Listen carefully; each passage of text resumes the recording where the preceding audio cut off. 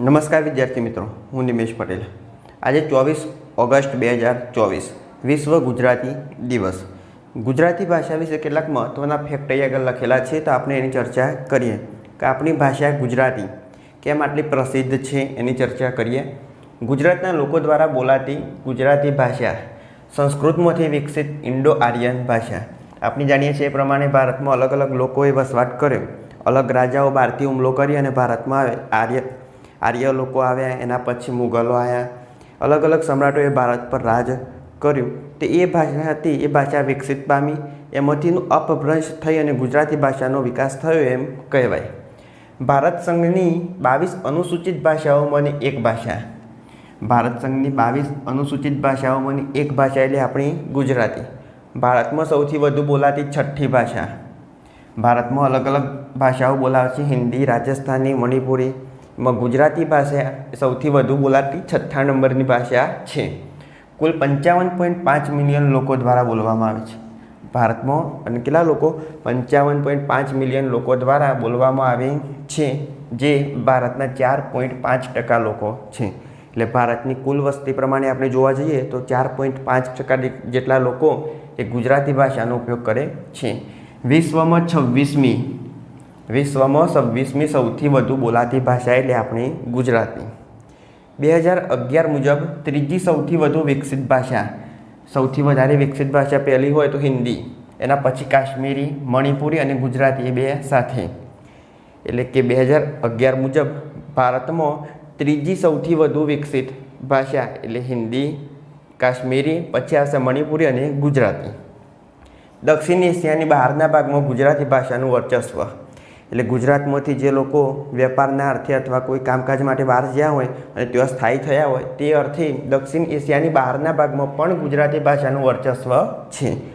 UK United કિંગડમની રાજધાની London, લંડનમાં ગુજરાતીઓ એ ચોથી સૌથી વધુ બોલાતી ભાષા, લંડનમાં આ ગુજરાતી ભાષા એ ચોથી સૌથી વધુ બોલાતી ભાષા છે। ઔરંગઝેબના શાસનમાં કહેવાતું મારવાડી ભાષાનું મૂલ્ય 16 આના, જે સમયે ઔરંગઝેબનું શાસન હતું એ સમયે એવું કહેવાતું કે મારવાડી ભાષાનું મૂલ્ય હતું 16 આના, કચ્છી ભાષાનું 12 આના અને મરાઠી ભાષાનું મૂલ્ય 8 આના બરાબર છે। જ્યારે ગુજરાતી ભાષાનું મૂલ્ય 4 પૈસા એટલે 1 આના બરાબર કહેવામાં આવતું।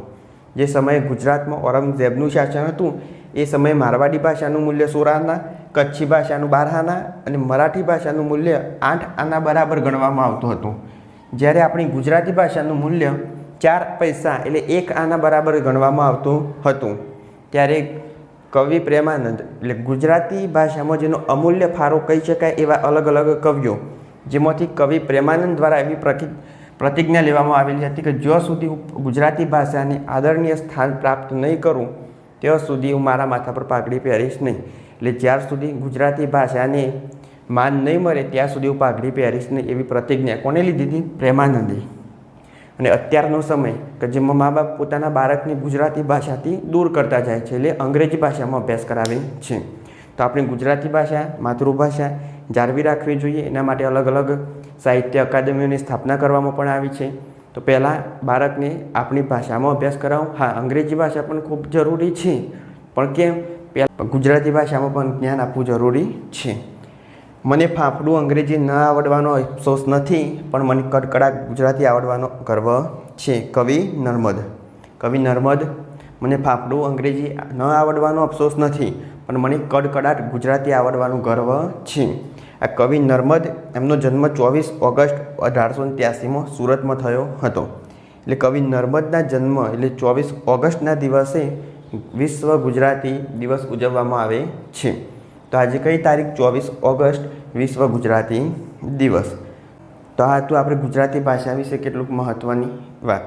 જો વિડીયો ગમ્યો હોય તો લાઈક કરો, શેર કરો, ચેનલને સબસ્ક્રાઈબ કરો। ત્યાં સુધી જય હિન્દ, જય ભારત।